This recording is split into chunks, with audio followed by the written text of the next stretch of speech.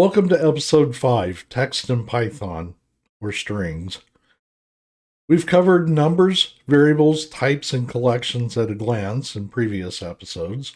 Now let's dig into strings in detail. Text shows up everywhere in real programming, in data files, user input, reports, labels, on plots, and more. Knowing how to work with strings pays off enormously.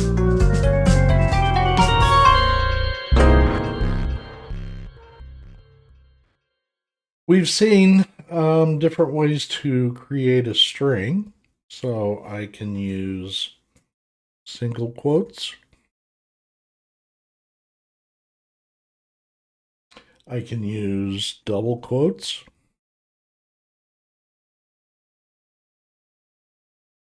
The output appears in single quotes, but that's to indicate that it's a string. We can also use triple quotes, which you typically use for a multi-line quote.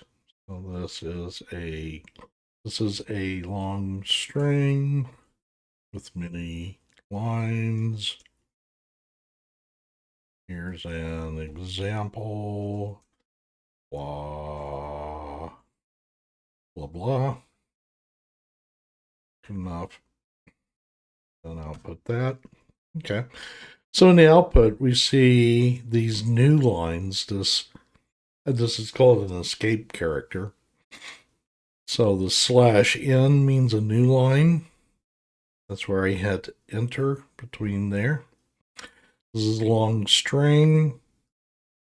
I hit enter, so that shows up as an escape new line here with many lines. There's a couple of them. Here's an example, and I used some more new lines. So these new lines are captured as invisible characters, if you will. And we can use that to our advantage. So before we saw if I had a single quote, I can put it within a double quote so that the parser doesn't get confused. I can also use an escape character. So the backslash is escape. And you can see from the color coding that Python is parsing this correctly. There we go. I'm going to scroll up so I can see over my camera here. Okay, and you can put double quotes within double quotes if you escape them. So she said, hello. I find this a little bit awkward to type, so I usually just put single quotes around it, but this also works. First column, and then put a tab. Second column. If I print that, let's say x equals that, and now I print it, you can see, in fact, there is a tab there. So when it's printed, when these escape characters are printed, then they show up like you would want. So in this case, it's a tab. There are string operations. So just like you can operate on numbers, you can operate on strings. So concatenation just means that you are pasting two strings together, two or more strings together. Okay, so I have a couple of strings here. Let's make sure my quotes are consistent. Okay. So full underscore name, again, Python convention, if you have two names or two words in a variable name, then you delimit between those with an underscore. So I could say this is first plus, put a space in there, plus second, and then we'll print that out, name. There we go. So it takes Mathy, puts the space in between them, then Python. We can repeat strings. So I could say Mathy times 3. I could say all work and no play makes Jack a dull boy times 100. I could look at the length of a string. So the length of Mathy Python, it comes out to be 12. Can look at membership, meaning is a substring a member of a larger string. So Python in Mathy Python, I'm asking a question here. Is Mathy Python, or excuse me, is Python in Mathy Python? True, it is.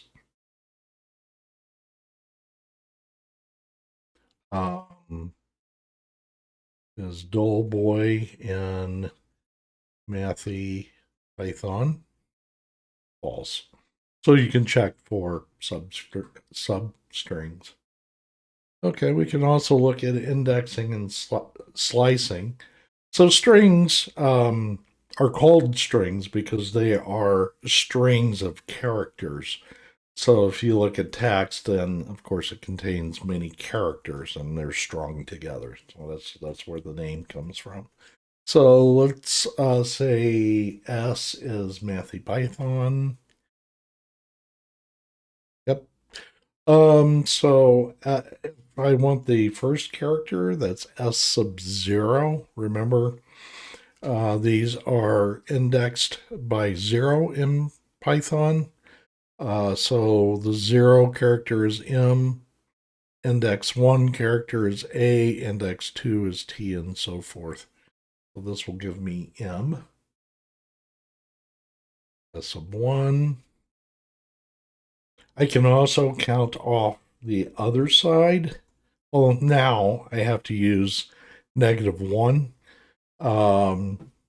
Minus 0 doesn't really make sense because that would be 0, which is the same as the front. So if you count from the back, -1 is the N, -2 is the O, -3 is the H, and so forth.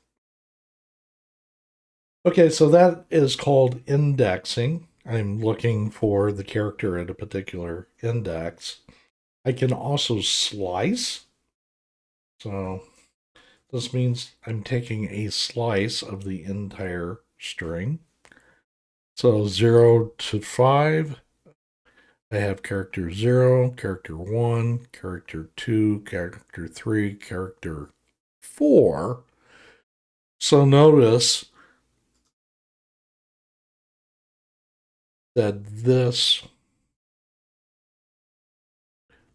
gives characters 0 through 4. 5 is not included.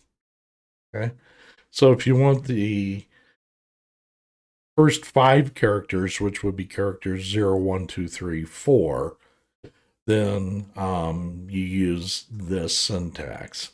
So I want characters starting including the character indexed at 0 up through 5, but not including the 5. So it includes the left endpoint, not the right. I could also say I want everything from the character at index 6 onward. That gives me Python. I could leave off the 0. So this is the same as 0, 5. I can leave that 5 off, and that would be the default. So that gives us Mathy again. We could do every other character. We could also reverse the whole thing. So the slicing pattern is start, stop, and a step. So the start is where you start. The stop is where you stop and not included. And then the step would be like with the two, we're using every other one. If the step is -1, then it prints it backwards.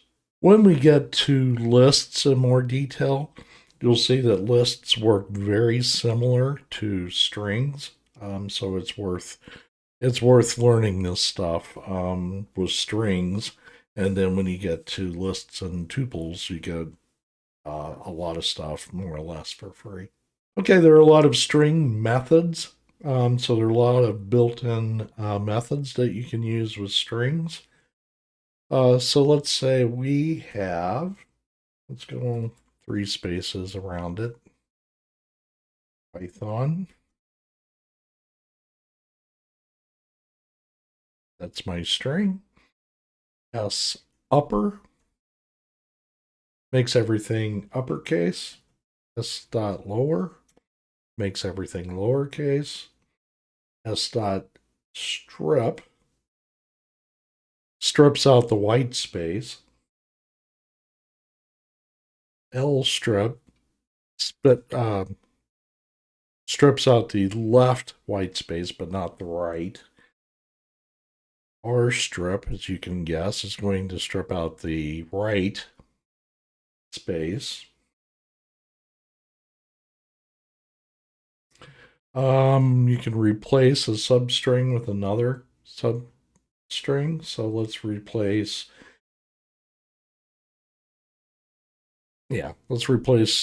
Python with stats. I get Mathy stats. You can chain these. Don't forget the parentheses. Even though there's nothing in it, you still need it. So let's strip out all of the space and then make it uppercase.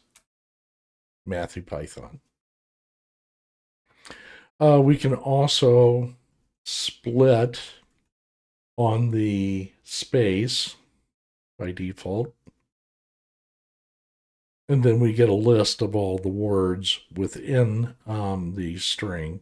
So that's useful when you're trying to manipulate some text and you want to do something word by word.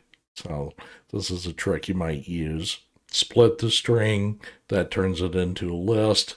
You can access members of the list, do whatever you want to with them, put it back together as a string, and then give that to the user. That's a fairly common pattern. Let's see. Let's find the index where Python is within our string. At 9. I can ask, does a string start with a particular substring? It says it does not, because it does not. It has that extra space in there. So let's strip it first. Then starts with Mathy. Now it's true. Okay, now let's talk about F strings, which stands for formatted strings. There are other ways of doing this, other older ways of manipulating the formatting of strings, but they are messy. And they're verbose and I think a little unreadable and less readable and therefore a little harder to understand.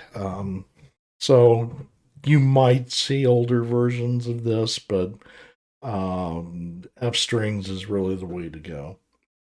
So let's set this up. Let's say I have a channel, Mathy Python. Episodes. I think there will be 13.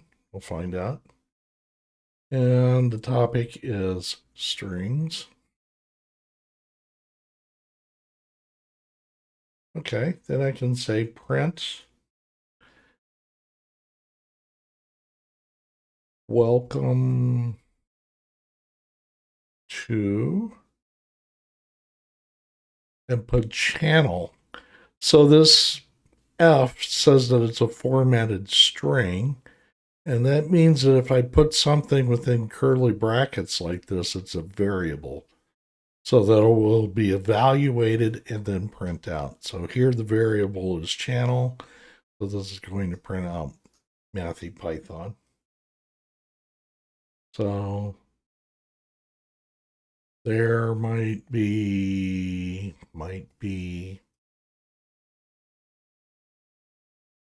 episodes. So the within curly brackets here, that means the variable episodes. Here I have the word episodes, but it's not within curly brackets in this F string. So that'll just print out as text. Today we cover topic.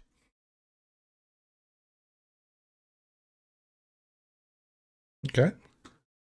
So welcome to the value of the channel is replaced, which is Mathy Python.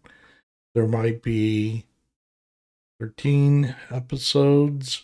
Today we cover the topic is strings. Okay. Probably should have put a period there. Okay, and then if I decide I am going to go crazy and make 20 episodes, I can change that and it automatically changes when I run the output. So it can be useful to have variables within your print statements so that you can just grab that value, whatever it may be, and then drop it in. So again, you put an F before the opening quote, which can be a single quote or a double quote, and then use curly braces to drop in any expression. You could also put in other expressions than variables. So area is group. I'll just say 3.14. I can import this for math if I wanted to. 3.14 times, let's say our radius is 7 squared. Oh no. Print, not printf. Printf is from C, I believe. Okay.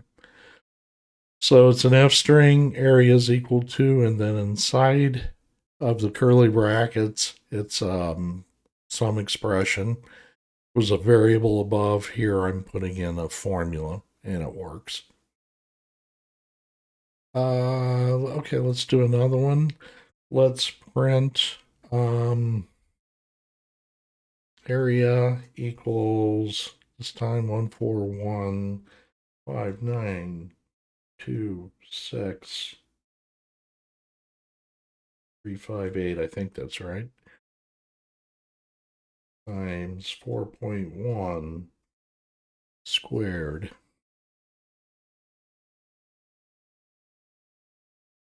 Okay, that gives me a very long number. 52.810172, etc. Maybe I don't care about all of that.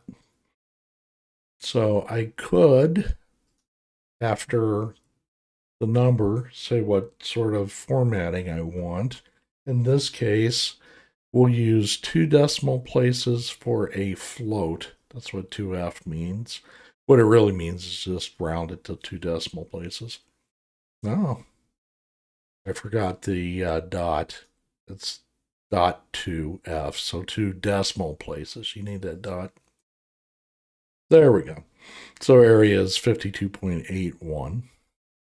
Something to notice, strings are immutable, meaning they cannot be changed once you've made them. So if I say S is Mathy Python, already is. And then I decide I want to make it lowercase, so I'm going to say the first character is a little m and change it, and I get an error. So it's a type error. String object does not support item assignment. So you cannot change a string once it is created. So you might say, well, this won't work because I'm changing the string, but it did. So is that a contradiction? Well, no, not really. So let's think about how assignments work. So first you start on the right-hand side. So I take S, which at this point was Mathy Python with a capital M and a capital P. Then I made that lowercase, which is Mathy Python with all lowercase letters. And then that value gets assigned to a variable, which is called S. So this S has overwritten the previous S. So the assignment blew away the old S, and then it recreated another one. So that's different from manipulating the string in place. That's reassigning the variable name. We'll see a similar concept with tuples, or we already have, really. That you try to change a tuple, and you cannot. It is an immutable type. So strings are one of the most used types in Python. Indexing, slicing, methods, f-strings, immutability. Those will show up probably in every program you write, or nearly. Next episode, we will look at lists. So that's the workhorse collection type. They are used all over the place. So you definitely need to know about lists. When you see lists, you'll notice that a lot of the ideas from strings carry over. So indexing and slicing, for instance. Um, yeah, so understanding strings, it's useful in and of itself, but also sets you up for lists. I'll leave a link to the GitHub page that has this notebook in the subscription. If you like this content, then please like and subscribe. Thank you.